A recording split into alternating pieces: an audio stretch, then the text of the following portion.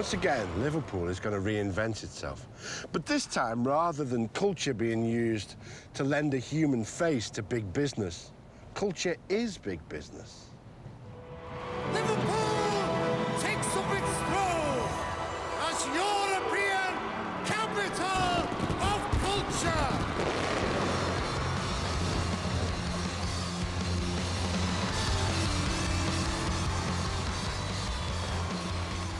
To kick off the celebrations for Liverpool's year as capital of culture, there was a massive concert by, amongst others, Ringo Starr. So, not that much of an image change. But this isn't just one night or even 1 year. The hope is that culture will bring in its wake a complete regeneration of the city. I know that there have always been loads of creative Scousers, but the thing is that for a long time, a lot of us just left. Right up until the early 90s, Liverpool's population was hemorrhaging. Not many would actually choose to visit the city. But then something happened in Liverpool to change all that, and typically, music was at its heart. And the Scouser at the forefront of bringing dance music to Liverpool was DJ James Barton. For thousands of young people, there was now a very good reason to come to Liverpool. Right, I don't know why we're getting you in here. Right, don't know. That was a bad Can't idea. even get you into my own festival. Yeah, this way, there it is. In 1992, James set up the now famous super club, Cream. From small beginnings in the back streets of Liverpool, it's now a global phenomenon.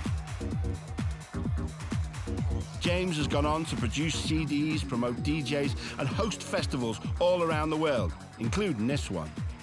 When you were, with the DJing and the one-nighters and stuff, that was in a very kind of bleak economic time for Liverpool, wasn't it? You one of the few people who were kind of bringing things the other way, in a sense. Yeah, I mean, one of the good things I like about sort of what we've done a lot of great stuff, to be honest with you, but, one of the things we did do, we was at the beginning of the so-called renaissance of Liverpool. Yeah. Then with Cream, I think we turned around some of the perceptions about Liverpool as being a rough city, somewhere you wouldn't travel to unless you wanted to watch a football match, and I think Cream sort of turned that around, and I think by 92, 93, we had thousands of kids coming in from Well, that's the first time you heard of people going to Liverpool. driving to Liverpool, for a night out. And we was aware that we had to also market Liverpool as well as market Cream, because we couldn't just say, come to Cream. So we was involved with safer clubbing initiatives, we had security patrol, we had a deal with NCP to park cars, we had security patrol in the car parks. Because last thing we wanted was someone's wheels getting stolen and fulfilling the stereotype. Somebody wrote to us one time and said, the great thing about what you guys have done is that you've proven that something good could come out of Liverpool. And I love that. And I, as a businessman and as the owner of Cream, but also as someone from Liverpool, that will be something I'll remember for a long, long time. It's probably a little bit late for me to embrace rave culture, but meeting James and being here does make me realise what a shot in the arm to decades of depression in Liverpool the arrival of Cream must have been. What's distinctive about Liverpool's latest cultural renaissance is it's not all been top-down. It's been forged as much by ordinary people as by any visionary or government initiative. At a similar time to the arrival of Cream, another symbolic change was happening on the waterfront. The docks were once the source of Liverpool's fortune, but by the 1970s, many had closed down.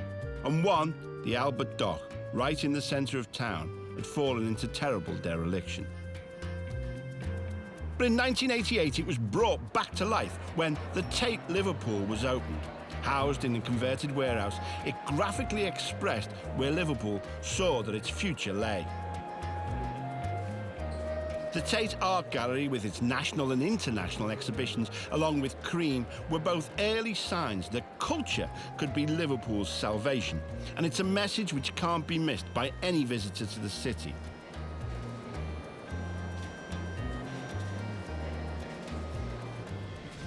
An example of where culture and commerce are meshing is in the naming of airports. It's now quite common to name them after artists or performers. Malaga's airport is called Pablo Picasso. Granada airport is called Federico Garcia Lorca. And if you arrive in Liverpool, chances are you will not come on a T-clipper, but you will come here to Liverpool's Ken Dodd International Airport. John Lennon? Who's he? Just in case you forgot that the Beatles were from Liverpool, there's constant, subtle little reminders. And sometimes it does feel as if the Beatles are the city's cash cow. And now you can even sleep with them at the Hard Day's Night Hotel. The Hard Day's Night Hotel is a perfect example of how Liverpool is trying to sell culture. Museums like the Tate, events at the new arena, and the inevitable Beatlemania will hopefully draw people to the city with money to spend. And the idea is that they won't just spend their money in galleries or concert halls.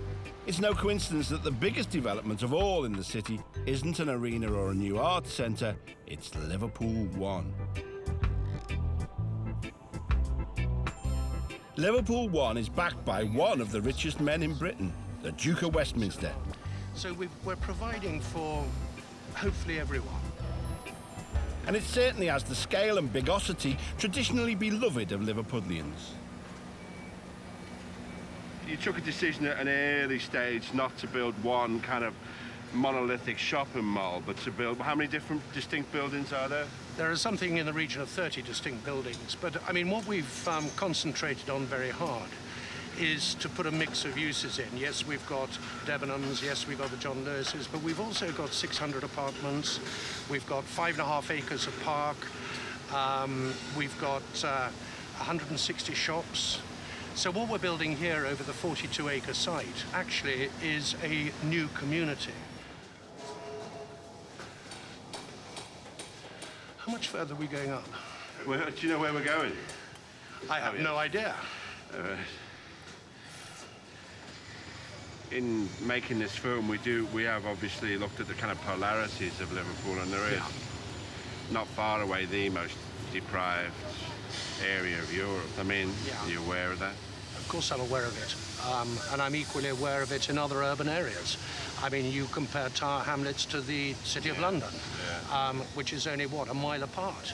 And, I mean, it is an inevitable consequence that in urban areas such as this, you know, you are going to have those disparities, and the challenge now is to even out those disparities.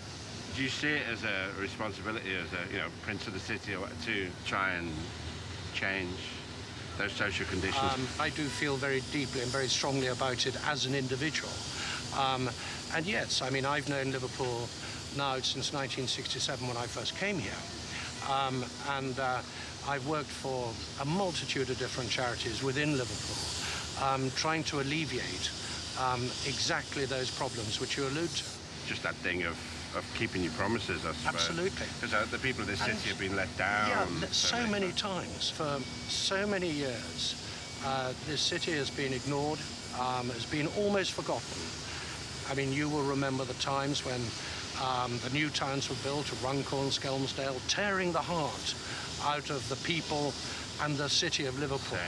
Now we've got to drag them back. We've got to get them back. The Duke of Westminster backing such a big project in the city is a huge boost to Liverpool. And I'm sure it's not just an act of philanthropy. Presumably Grosvenor thinks it makes good business sense. Liverpool One is a clear sign that the city believes wealth and regeneration are on their way. But already there are lots of other signs that a new Liverpool is out there. And it's the little things that make a difference.